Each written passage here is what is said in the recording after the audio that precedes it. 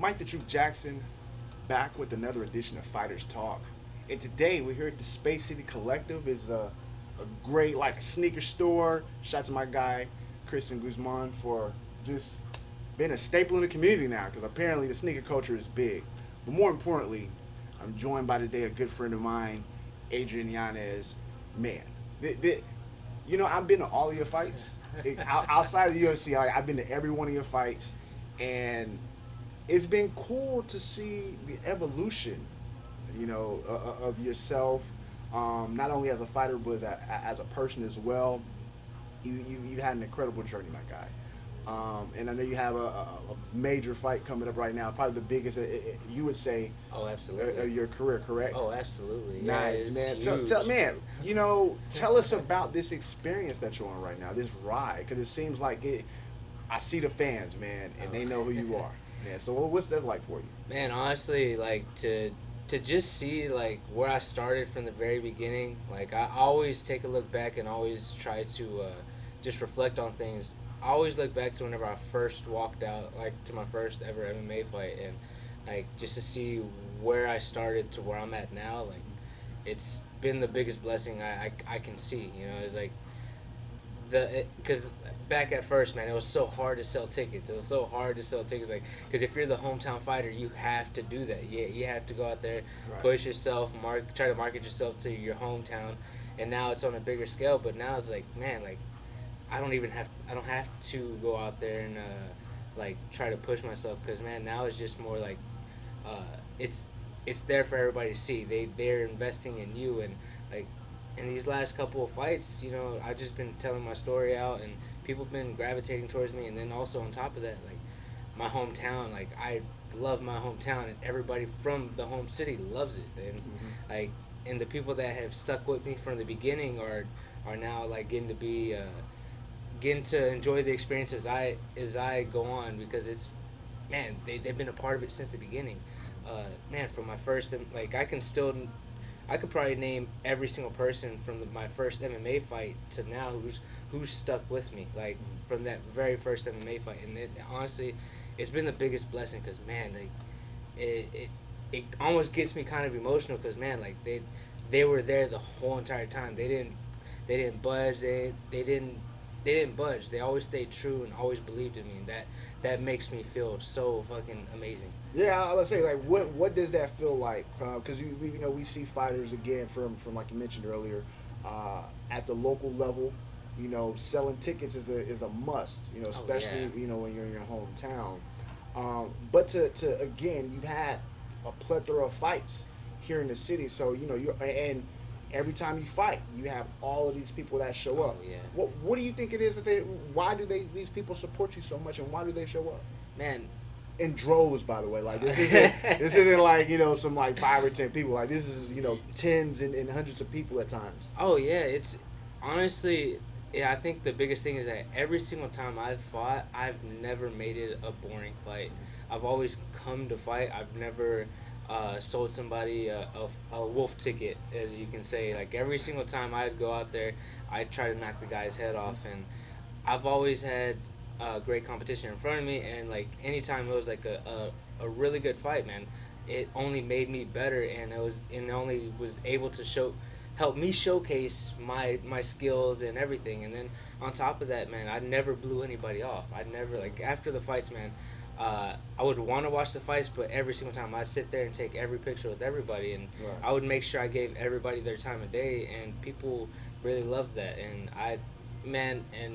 I know without them, I wouldn't be where I'd be at now, because man, especially in the regional show, you have to sell those tickets. Because man, these promoters, they're not going to put you on if you're the hometown guy and you're not selling any tickets. Right.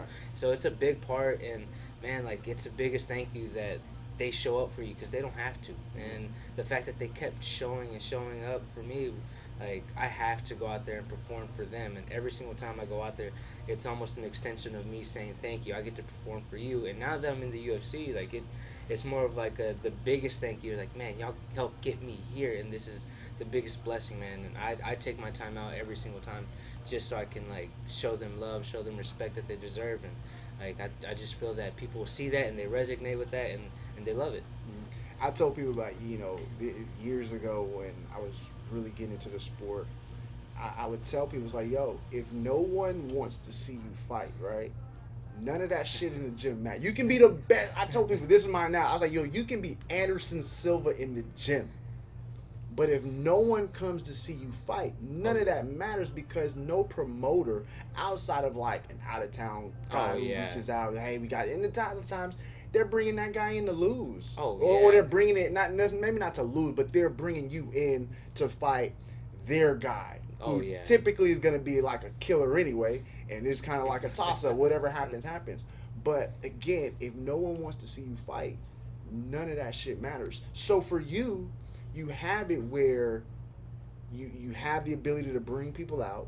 They want to see you fight, but then you keep them captivated with your fighting style. Well, how again, and I'm not comparing. I see myself in you as far, and we've been in the gym. And we've done some shit, and like I'm thinking in my head, like, oh, he gonna throw this, and I'm like, shit, and it's like really there. So I understand your style because we have very similar styles on the striking side.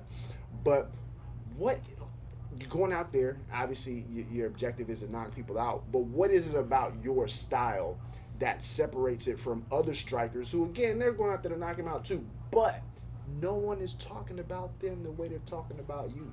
Man, it's I really think it's just me just going out there and being able to put on of course a lot of these fighters, they can have like a similar type of striking style, but they don't have what I have. Like I have. See, you talking that shit. Yeah. You talking that shit. It's like because like the way the question was answered, like the way it's asked, I'm like, yeah, like I kind of have to. It's like it's like I'm not gonna put myself in a box with everybody else, because I'm supposed to be the guy that's like, I'm trying to get up to the top of the level, and I'm gonna consistently push myself to get there. So I have to separate myself from that. Right now is like the reason why I'm getting separated from them is because of my striking style. I have the knockout power, and I've stopped two guys in my UFC career in spectacular fashion. Even the UFC boss thought so. So that's why he chunked the extra cash my way. So, man, like, if they believe in me, I know I got the fans believing me, and I know I believe in myself, and that's the biggest thing, is that I know that whenever I walk in there, I can take the shot if I need to, but I don't. Whenever I'm in there, I'm always looking for the knockout, always looking for the finish, and if I can do it in style, I'm going to do my best to make it in style, and that's what a lot of these people, they kind of lack a little bit. A lot of these people don't have the intelligence in the striking department where they throw the punch and then they get the guy rocked, and then they lose all sense of like, oh, I had this guy finished, and then they go crazy, and then they end up getting knocked out. Fighter IQ is so important. And it's one of those intense, like for me, like people, when I'm at the gym, I'll go in like Mondays, Wednesdays, and evenings, and I'm just boxing like for like an hour. I'm going to the amateur class, but I'm doing like and I post some shit on the comments. They kind of see, what I'm doing. But I'll get like a little crowd. And they be like, yo, and then after they'll be like, yo, like, how do you do like this? And I'll be like, bro, it's like certain things are gifts. Yeah. I feel like reaction time not everyone has that. And then more importantly, fighter IQ. Not everybody has that. Oh, yeah. You go in there, you get the shot, and you have to know what's next. Oh, absolutely. Absolutely, man. Like, oh, man. Like I might not like the guy, but Greg Hardy, whenever he fought Tai Tuivasa, man, he rocked him, and it wasn't the type of like rock that like enables you to go like, oh, I gotta go balls to the wall, and it's not. It was one where it stunned him, like, hey, but you still got to keep your composure. Then look what happens next. That was a great example of someone with poor fighter IQ. He hits hard. He gets the shots, he lands the shots, but he doesn't know how to follow that up. You can't like, and I know it's the minor. I don't want to say minor, but there's small details in fighting, right? So like you rock a guy, the variable. That dude is a hitter himself. That's the other variable. It's not like you rock somebody who has no punching power. Oh, absolutely. You hit a guy who's a hitter himself. And again, this is a fight. This is like outside of the ref being there and morals, this is life or death right here. Oh, absolutely. So it's like if this were a street fight, you'd be dead. Because you got the guy and you was like, oh, I'm about to go in there and sleep him, and then you going in for the kill and he smashes on you. Oh yeah, it's a different killer instinct, man. There's some people who are savages and like will go try to win at all costs at their own detriment, but the killer instinct is what's, I guess that we can go back to the other question. I think that's what separates me more than everybody else. It's everybody can have this savage instinct of like, oh, they have them hurt, they want to go pound on them, they go gorilla mode and everything. But sometimes you can't go gorilla mode. Sometimes you have to be that lion. You have to be that cheetah. You have to sit back and wait for that right moment to attack on your prey. And honestly, I feel that's the biggest thing because man, there's like my last fight with Gustavo. Like that fight, there was a couple times where I had him rock, and I didn't push it because I was like, oh wait, that guy can still crack. 100%, And then whenever I knew I had him, I was like, oh, here's my opportunity, and I took my shot, spectacular knockout. So I think that's another thing that, going back to your original question, I think that's what separates me. So man, kind of circling back, yeah, that's what it is. I love it. Last time we spoke, 2016. And Bellator. Now, that was a crazy night for me too. we were all in the same locker room when all this shit happened. But you had a great finish there. Would you say at that time that was the biggest stage that you had competed on? Because again, it's Bellator. Now we know you're competing in Houston, but it's Bellator. It's a nationwide promotion or international promotion. How did you feel about being on that stage? Man, that was the biggest stage I had been on at that point in my career. That was the biggest stage. I was the most nervous at that one. I was going into that fight with a broken hand. There's like all the wrong things for that fight that could have happened had happened, and it was just like, holy fuck! Like this is the weirdest fucking thing ever because it was everything had went. I should have pulled out that fight. Like honestly, I should have pulled out that fight. You know, because if we go back, you know, to the interview, you know, it was like that interview was a week after my father had passed, and that week later, I'm fighting at the time the biggest stage of my point of my career, and that like shit, dude, like nobody would have fought, but I wanted to go in there and fight. Yeah, what made you persevere? Man, I think it was just it was just me and just not wanting to quit. It was one of those things that like kind of going back to it.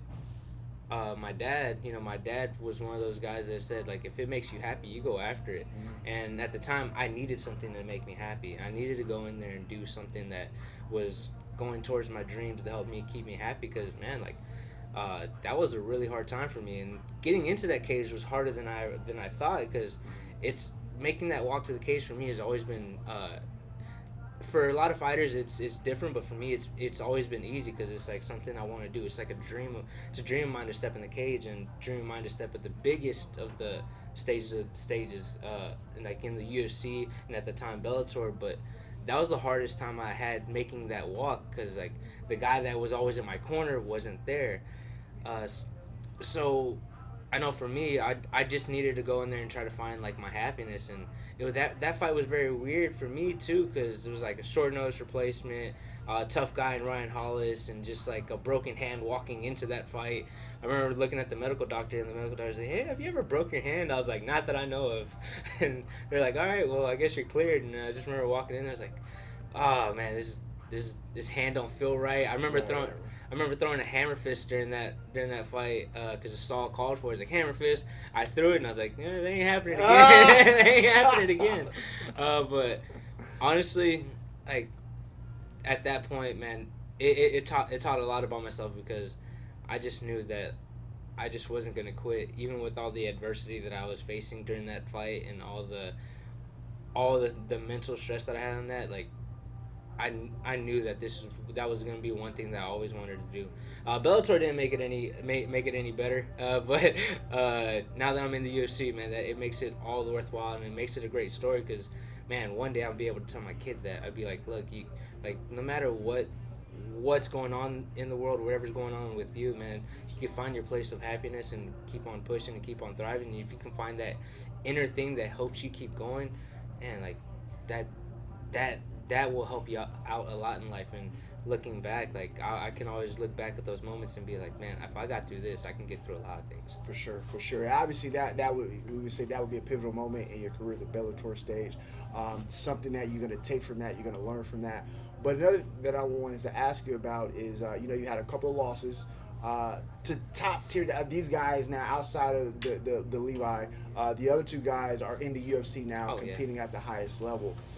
What did you take from those? Because again, these were like decision law. This isn't crazy, and then they were close. These were competitive Oh, yeah. and really good fights.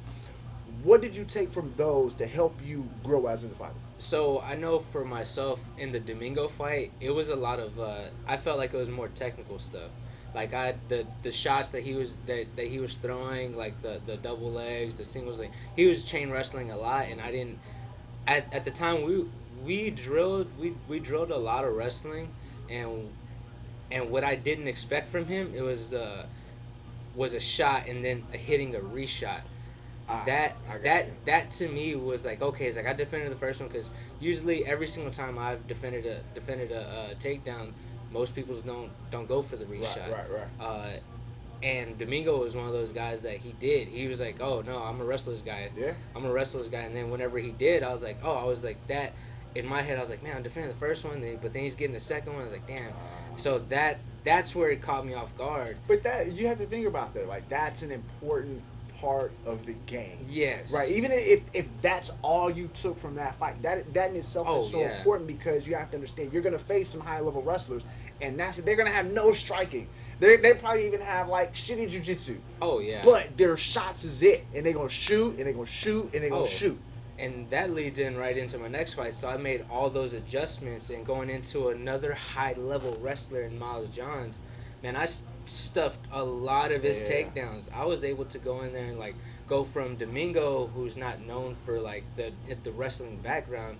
He's a jiu-jitsu guy with really good striking, but not the type of wrestler that Miles Johns is. Right. And I was able to go in there and like, I think Miles Johns only got like maybe 2-3 takedowns. Everything else is just more of a stalling on the fence. And on my end, on that fight, going back to that one, man, I think that was more of a.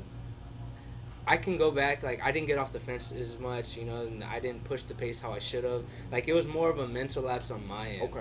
Like that one was more of like, because what I've been telling people is like, I think that one was more of like, at a time, because for my mental state at that point in time, I was doing it for somebody else. I was doing it because like at that point, like every single time I thought of the belt, I was like, I want to do this for somebody, I wanted to get it for my father, for my dad, for my mom, for everybody else, but I wasn't getting it for myself.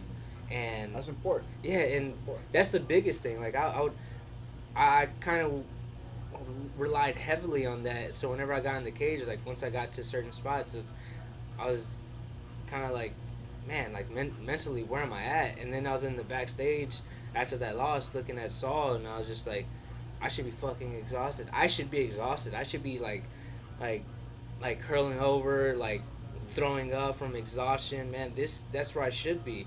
And I remember being so mad at myself because I didn't put 100% of myself in that fight, even though at that point in time during the fight I thought I did, but I knew backstage is like, dude, like I feel fine. Like there's something wrong here. What is it? And then it clicked for me that like just a couple days of just like sitting back and reminiscing, I was like, that was me. There's nobody else. It was me, and I have to change that. And I sat back and just kind of just like gathered my thoughts, and it was like, no, it was like, I'm not doing this for anybody else.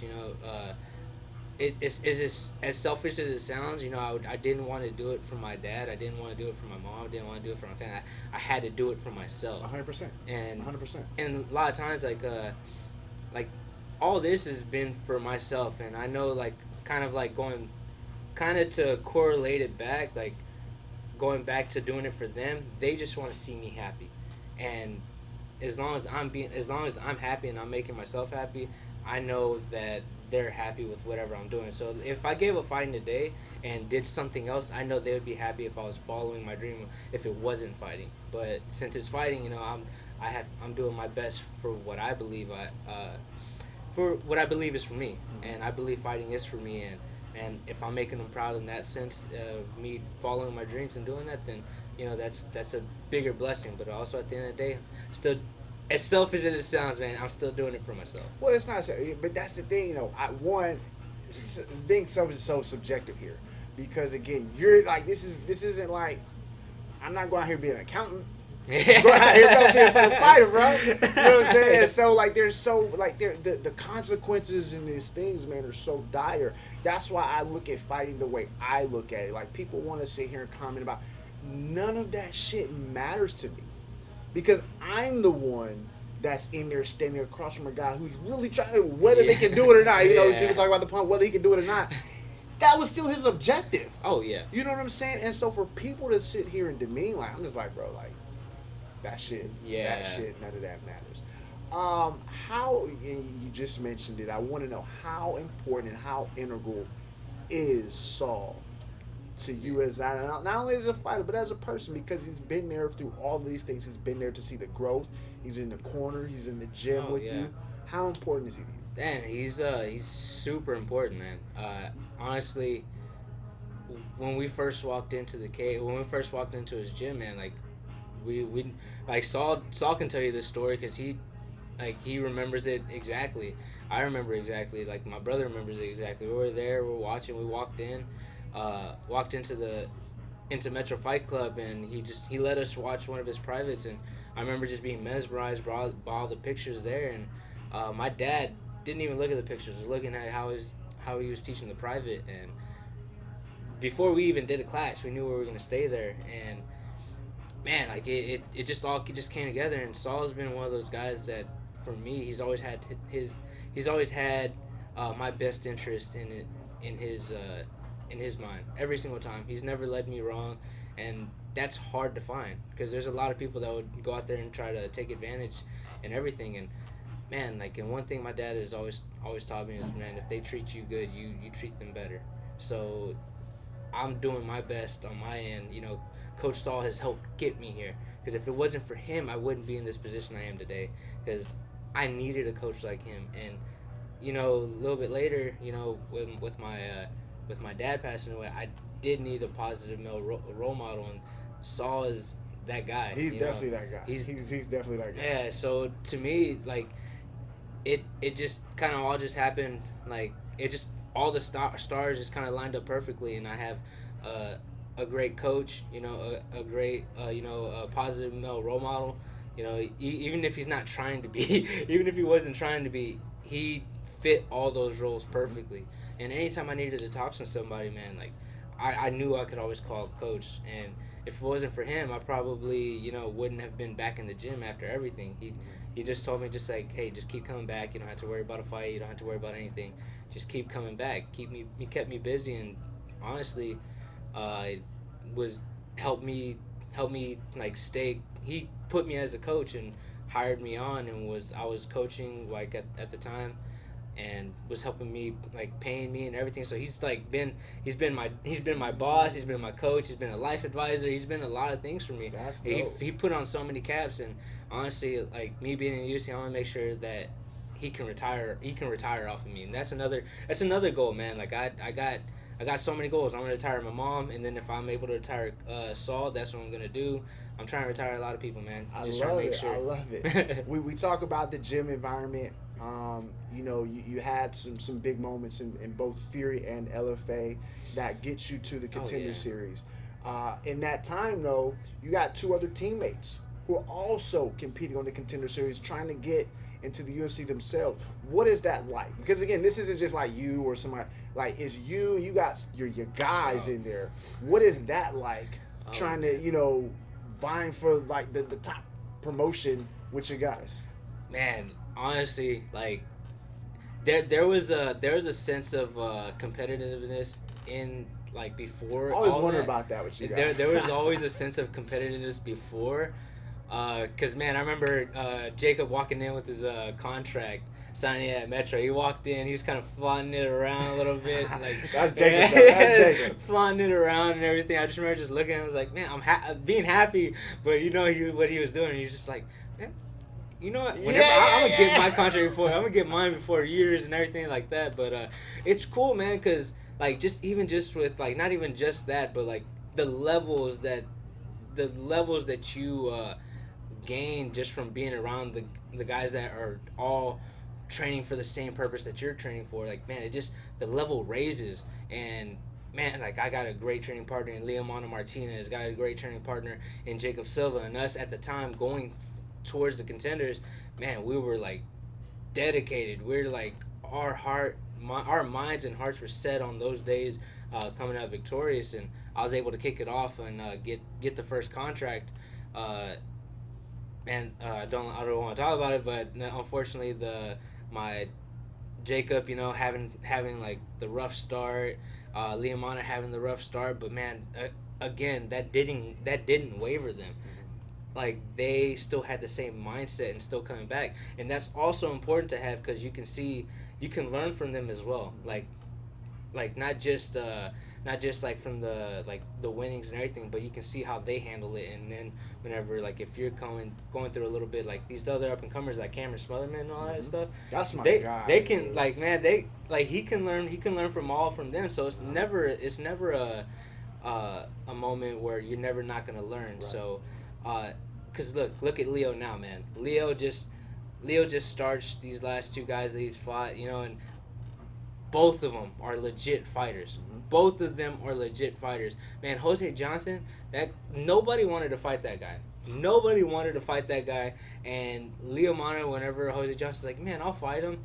And Leomana's like, dude, yeah, sign him up. And he didn't back off or waver when nobody wanted to fight that guy. And he goes out there, puts him down in 30 seconds, and gets his contract into the UFC in spectacular fashion. And, man, like, you can't write a better story, because like the trials and tribulations that he had before that, and then coming back and earning it right in front of Dana White again, which is perfect. Right. And Jacob riding on his wave back, going against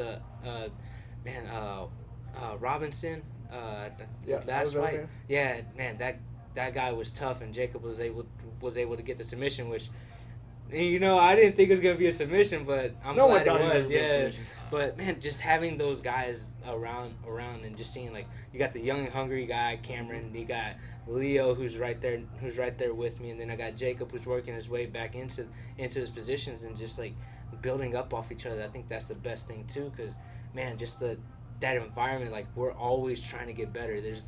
You have to be on your A game every single day, because man, dude, like, those guys are killers for sure. And man, like, everybody's always trying to go to this next, like, they want to go to American Top Team. Like, no, nothing bad about them. No. American Top Team, a.k.a. they want to go all these big super gyms and all that stuff. I'm like, man, dude, I got everything I need here. Yeah. My training partners, like, they've been with me for years, and they've helped me get here. So, man, like, I'm not switching up on nobody. My gym, like, my training partners, my gym, my coach, man, wherever they are, I'm there. Yeah, so now we fast forward. You got the Contender Series. You get the contract, right? You're in the UFC. You're getting these crazy finishes. Like, you ain't there starching cats, right? You have this new guy. He's like, bro, fuck your Dr. Pepper.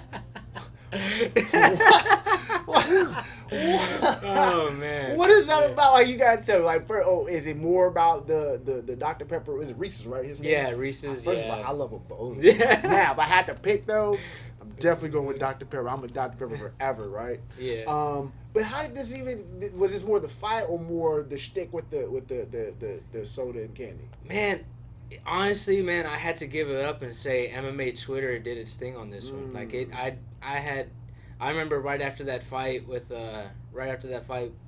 Gustavo, like, my Twitter mentions were blowing up and trying to matchmake who I should fight next. And there's a couple people that are like, no, throw him to the top, top two, he should be fighting for the belt. And I'm just, I was like, yeah, like, dude, hey, those guys are too nuts. Yeah, and yeah. Then had these guys. Progress, baby. Yeah, it's like, hey, look, it's. Dude, MMA Twitter can either be your best friend or your worst friend. Right. Oh, so. I know.